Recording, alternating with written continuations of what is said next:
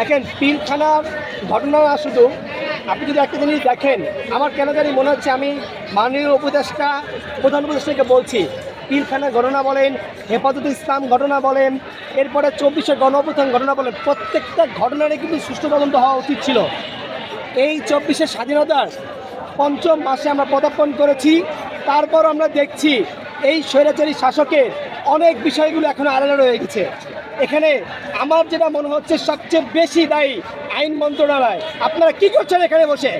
এই আমাদের রক্তের রাজপথ রঞ্জিত হয়েছে, আপনারা পিলখানা বাদ দেন, হেফাজতে বাদ দেন, আজ পর্যন্ত আমি দেখি নাই উচ্চ পদস্থ আওয়ামী লীগের কোনো কর্মকর্তাকে শাস্তিমূলক কোনো জবানবন্দি দিতে, কোনো মিডিয়াতে তাদের প্রকাশ করতে দেখি নাই তারা কি কাজগুলো করেছে।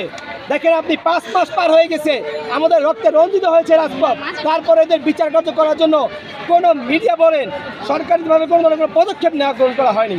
আমি বলছি এই ব্যর্থতা সম্পূর্ণ এই স্বৈরাচারী সরকারের যেই গণঅভ্যুত্থানের পরে যে পালায়ন এবং যে সন্ত্রাসী কর্মকলাপ, সকল ব্যর্থতা এই সরকারকে নিতে হবে।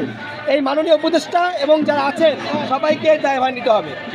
আমার বোনের রক্তে রাজপথ রঞ্জিত হতো না, সে যে কাজটা করেছে তার ভয় আছে, এই দেশে আসতে তার বিচার হবে, এই কারণে সেই দেশ ছেড়ে পালিয়েছে। সে যায়নি, সে পালাতে বাধ্য হয়েছে। এই স্বৈরাচারী শাসক সে কখনো যায়নি, তাকে এই দেশ থেকে ছাত্ররা বাধ্য করেছে যেতে। সে আড়ালে, লোকচক্ষুর আড়ালে গিয়ে তারপর ভারতে অবস্থান নিচ্ছে।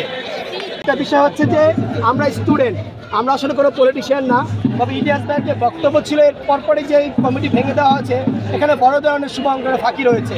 নতুবা কেন এটা ভেঙে দেওয়া হবে? আমরা চাই এটা গঠন করা হোক এবং এদের দৃষ্টান্তমূলক শাস্তি।